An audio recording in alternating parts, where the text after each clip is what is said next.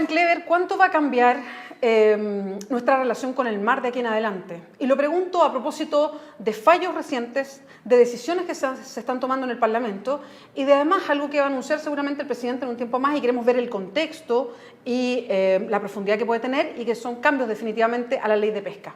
Estamos con Matías Azun, director en Chile de Greenpeace. ¿Cómo estás, Matías? Muchas gracias por acompañarnos. Un gusto estar aquí, muchas gracias. Partamos por lo más inmediato y que tiene que ver con, ya voy a ir al fallo, con una resolución que se tomó y que uno no puede anexar a la ley de pesca y tiene que ver con esta decisión que se aprobó en la Cámara de Diputados y que los pescadores artesanales reconocen como un triunfo, sí, el que la jibia deje de ser parte de la pesca de arrastre en Chile. Sí. ¿Qué significa eso? Bueno, en resumen, que una especie menos de las múltiples que hoy día se capturan con arrastre va a dejar de ser depredada y la pesca artesanal, particularmente en la región centro del país, depende en buena medida de la captura de jibia. Por lo tanto, la verdad es un recurso tremendamente relevante. Y es simplemente explicar que la pesca de arrastre en Chile es básicamente aquella que es la menos selectiva, es aquella en la cual los barcos lanzan sus redes al mar y capturan simplemente todo lo que está en el camino, cuando es arrastre de media altura, pero cuando es arrastre de fondo se llevan finalmente todo el fondo marino, por lo tanto es equivalente a raspar el fondo marino y a destruirlo completamente. El daño que produce la pesca de arrastre es de lo peor y lo ideal sería que tuviéramos una ley que prohíba la pesca de arrastre en su conjunto. De hecho hay países en el mundo que la prohíben. Sí, hay países del mundo que la prohíben, entre ellos Venezuela. Sin embargo, la mayoría del lobby de los pescadores, de la pesca industrial ha tendido a señalar que como tal es un arte de pesca que está permitido y que está avalado en buena parte del planeta, lamentablemente. Hay que recordar que la pesca de arrastre es la que ha, en buena medida, reducido los stocks de pesca y que ha llevado a que el 70% de las pesquerías de este país estén sobreexplotadas. Son tanto las artes de pesca como las actividades industriales y la concentración del recurso las que han terminado, son un conjunto sinérgico de factores los que han terminado con que Chile sea uno de los países que más ha sufrido por la explotación del stock pesquero en Chile. Matías, nosotros tenemos una ley de pesca que en el momento despertó mucha polémica porque de verdad que había cosas, yo me acuerdo que en esa época yo hacía las entrevistas y había cosas que uno no podía entender, o sea, cuando te decían son derecho a perpetuidad, entonces uno decía, mira, a perpetuidad no suena bien, o sea, como que para ciertos grupos, entonces de verdad que uno decía, de verdad que esto es una ley, Así entonces es. Después supimos que era corrupta, o sea, que se pagó por una ley determinada. Así es. Este tipo de resolución en la Cámara de Diputados, de alguna manera, nos marca un camino. ¿Tenemos una esperanza abierta de que haya cambios en la ley de pesca? No aún, justamente por el problema central. A pesar de que varias organizaciones ambientales hicimos campaña en su momento, y algunos incluso fuimos injustamente acusados de haber participado del proceso legislativo. La verdad, yo creo que el proceso legislativo de la ley de pesca, más allá de que haya habido corrupción, que me parece, por supuesto, el foco central es gravísimo sobre eso, pero fue un proceso muy difícil. A la ciudadanía le costó muchísimo entender lo que estaba en juego en la ley de pesca. Se lograron avances muy parciales y a un costo altísimo, que fue la entrega de las concesiones. Y esto a perpetuidad. Y esto supone que básicamente esas concesiones son hoy parte del patrimonio de las empresas. Y por lo tanto, limitarlo implica que hay que volver a pagarle a las mismas 7 familias, las mismas que corrompieron al Estado y al Poder Legislativo, y las mismas que han corrompido también otras actividades como la acuicultura. Son las mismas industrias son las mismas empresas las que son responsables de los daños de... Claro, y se casan entre ellos además, claro. Sí, una especie de concentración del poder digna del medioevo. Entonces ese conjunto de factores hace que sea muy difícil una modificación. Lo que parece razonable es que se envíe un proyecto de ley completo sobre pesca en Chile otra vez. Que se cambie. Que se haga de nuevo, porque efectivamente el punto es que se entregaron a perpetuidad bienes comunes de toda la nación, perjudicando al medio ambiente, a los pescadores artesanales y a las comunidades costeras, y con esto la economía nacional.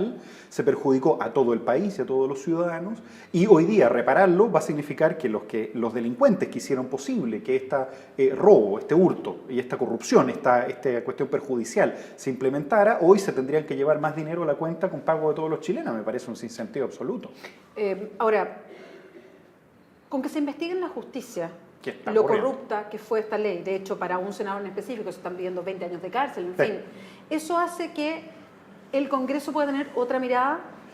Yo esperaría que el Congreso tenga otra mirada con nuevos actores en el Congreso. Sin embargo, tengo la impresión de que falta todavía en el Congreso una mirada medioambiental. Falta todavía un entendimiento.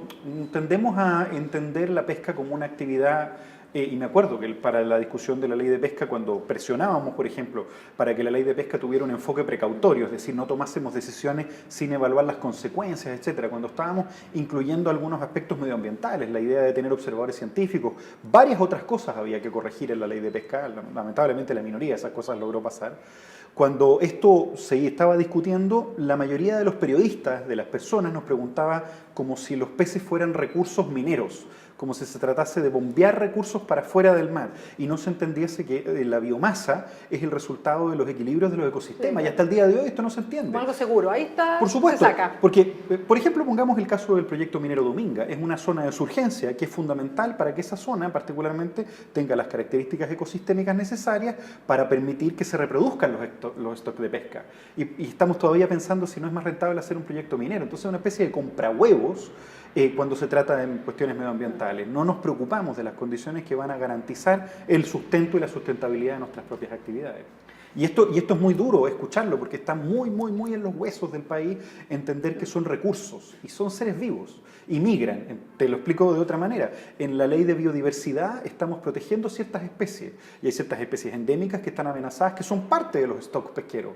¿Y entonces en qué entran? ¿En la Subsecretaría de Pesca que depende del Ministerio de Economía o dependen del Servicio de Áreas Protegidas y Biodiversidad? Y entonces para algunos momentos tenemos peces que son recursos y para otros tenemos peces que son diversidad.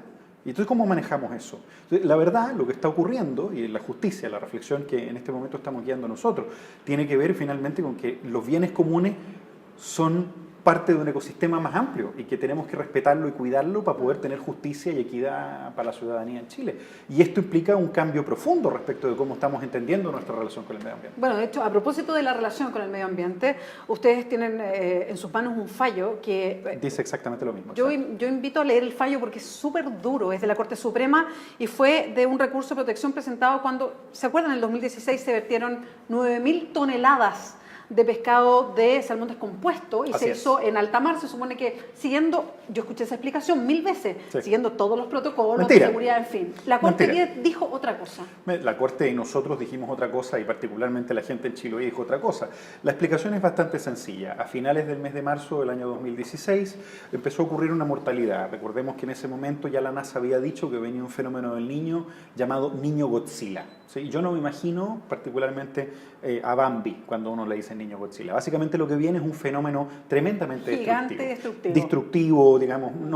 Yo no me imagino cosas buenas si me dicen eso. Y sin embargo la salmonicultura no tomó ninguna precaución y el gobierno de turno además mantuvo el estándar de seguir entregando concesiones. El mar en Chiloé está liquidado por la salmonicultura y por otras actividades de cultivo de borde costero. Tienen todo lleno de plumaví, todo contaminado, el mar lleno de estiércol de salmón. Está hecho un desastre la costa de Chiloé. Ya estaba muy frágil.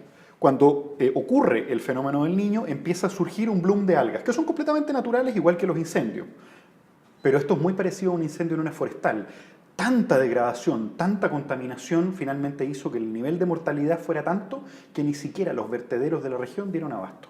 Ni siquiera las empresas procesadoras de harina de pescado dieron abasto. Y entonces, de un día para otro, literalmente de un día para otro, las empresas agrupadas en que tenían este problema le envían una solicitud a la Subsecretaría de Pesca para que ellos evalúen, a través de Cernapesca y Directemar, si pueden botar eso al mar. Esto es una medida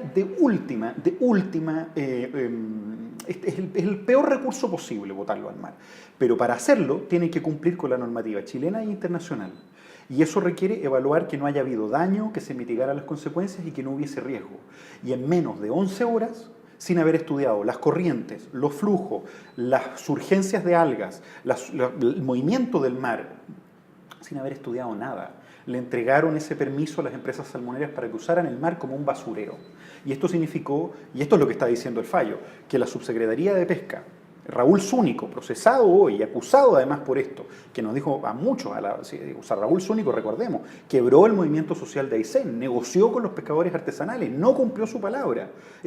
Raúl Zúñigo, la verdad, debiese estar procesado y debiera jamás, ni él ni el traidor del ministro Céspedes, debieran jamás tener la posibilidad de tomar un cargo público, nunca más. Esto demuestra que la gente en Chiloé tuvo razón, que el Estado fue cómplice de una industria corrupta como es la salmonicultura, que por cierto es la misma que está detrás de la ley de pesca, pues son las mismas empresas. ¿Cuál es la consecuencia? Ya tenemos que ir cerrando, pero el fallo dijo esto. Ustedes habían presentado el recurso apuntando a lo mismo. El fallo les da la razón Sí. y pide explicaciones. ¿Qué viene ahora, después? Porque ya pasó. Varias cosas. Se vertieron los 9.000 toneladas. Y ya están las salmoneras ahí, digamos. Pero la lucha continúa.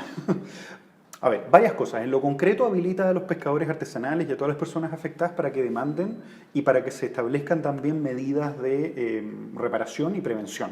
Esto supone, la verdad, que ahora la pelota está en la ofensiva, ¿no? Esto es bastante interesante. Pero también es un llamado de atención para hablar respecto de otros temas que están en la palestra, como es, por ejemplo, el cuidado que están teniendo los pueblos originarios, el pueblo cahuéscar, por ejemplo, a través de la solicitud de espacios marinos protegidos para impedir que la salmonicultura, que ya vimos cómo opera, que es una industria, digamos, lo que dice el fallo es que la salmonicultura opera en complicidad con el Estado, para impedir que la salmonicultura contamine todavía más lugares. Copquecura es uno de los lugares que hoy día se está defendiendo, pero también la región de Magallanes, en donde los propios cahuéscares han estado manteniendo a raya la entrega de concesiones salmoneras, y es lo que venimos haciendo a través de Greenpeace.